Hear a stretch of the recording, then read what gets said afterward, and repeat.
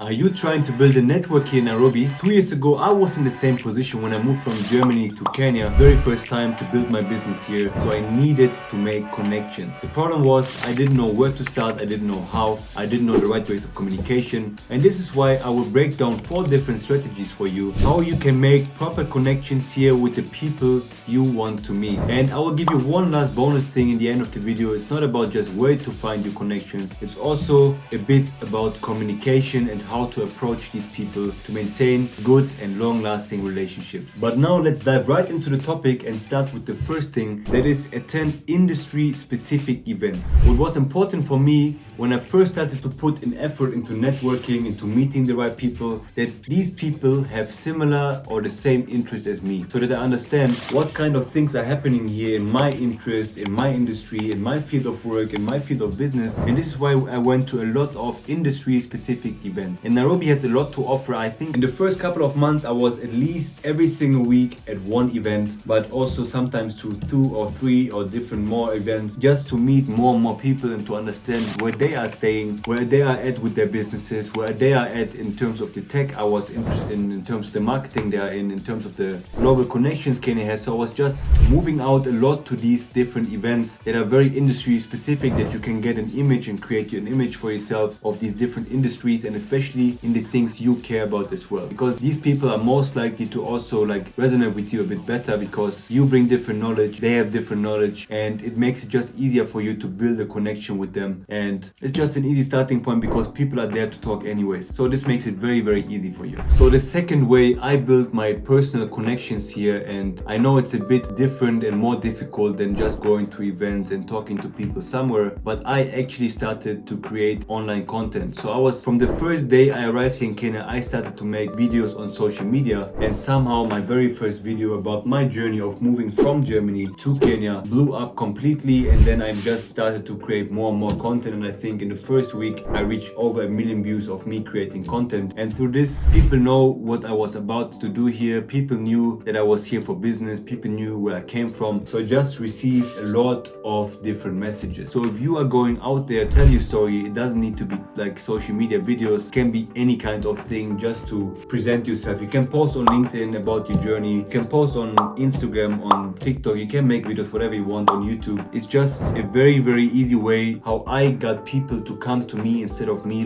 figuring out and finding the right people. I just met up with a lot of people from my social media because I got so many DMs. I could just filter the ones that were interesting for me, where I saw also the very genuine interest in from them, so I could meet up with them. And until today we are still building good relationships. With some of them I still have contact until today. Some of them became very good friends, some of them became people I used to work with on different kinds of projects. So it's not bad to just show yourself and be present. I know it's not easy, but what I really figured out as well with doing these YouTube videos and stuff is that it just makes things easier for you if you give people a reason to come to you instead of you needing to look out for everybody you need. And this also supports whatever kind of interest you have. If it's a business interest you have here, whatever you want to do, it just supports everything you do as well. So I think be going out there, creating videos, creating text content, whatever it is, also helps you a lot to build a proper network that you can utilize, and what will help you a lot in the future.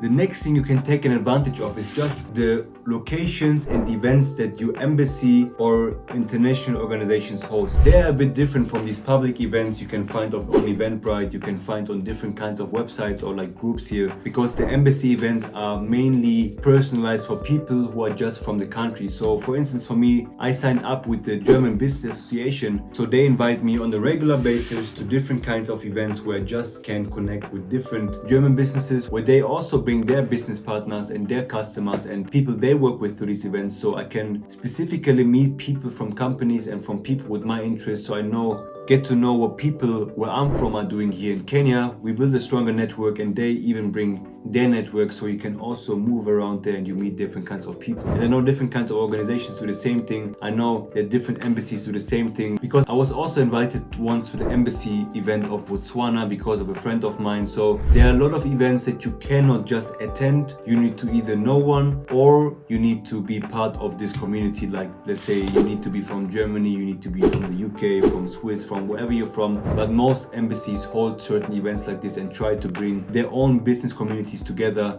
their own people together, just to assist and help in whatever extent they can. And at some point, if you have a network that's big enough, people will also bring you to these different kinds of embassy events if you have the right network. So it's a very powerful way, I would say, and even more successful. It was more successful and more helpful for me to go to these specific events than to just go to any event. So it's still helpful to just go to different and open and public events. If you're new to this place, you want to get a feel for everything, you want to meet the first couple of people. But these embassy and like business association events, they're a bit more helpful in terms of if you want to do and build a business here. But if you just want to make a couple of connections and just meet people, make some friends, all the other events are also perfectly fine for this purpose. And this leads me to the fourth place you can get and make some connections here. So for instance, I named you like different kinds of events, where you can find them, what kind of events you should look into. But there's also the opportunity to just go to the main networking location. So for instance, if you're working online and you're from a different country, you can go to different kinds of co-working spaces. For instance, there's one that's called iHub. It's where I spent a couple of days in. There's Nairobi Garage. There's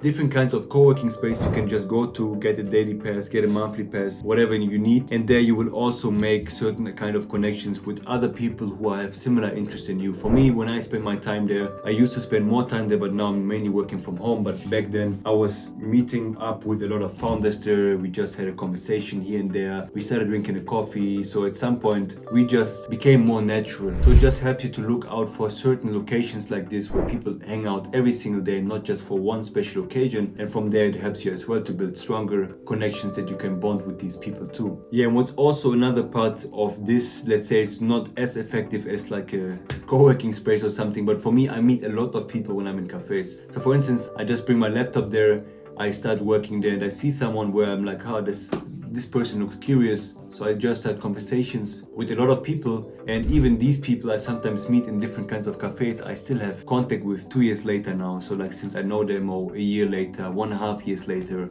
So I just try to be as open and as engaging as possible with everybody I see, where I feel like this could be an interesting person. Let me just talk to them and see what kind of person they are, who they are, what they do, like how life is, just to check in with them. And sometimes people really appreciate it, and they're like really surprised, and like they really enjoy it. And sometimes they need to just to have a conversation also with a stranger, and this leads to a long-term relationship, long-term person you know, and you never know what will be the outcome of it. So I gave you all 4 different locations and strategies where you can do it, but I mean, even if you are in all of these locations the whole entire week and you don't know how to communicate with people there, it will make it still very, very difficult for you to even make one connection, to build one proper connection. The mistake I see very often is that people, when they come up to me, they're like, hey, let's say my name is Thomas. They give me right away their business card without me even knowing who they are, and this business card goes to the trash right away, because I don't even know who they are. They expect me to do business with them even if I don't know anything about them, without making and leaving a good first impression. And also people like this, I cannot somehow, it makes it difficult for me to just interact with them on a normal basis. So what I do, build long-lasting relationships and to just be as genuine as possible. I never ask people for anything in the beginning. Like I just try to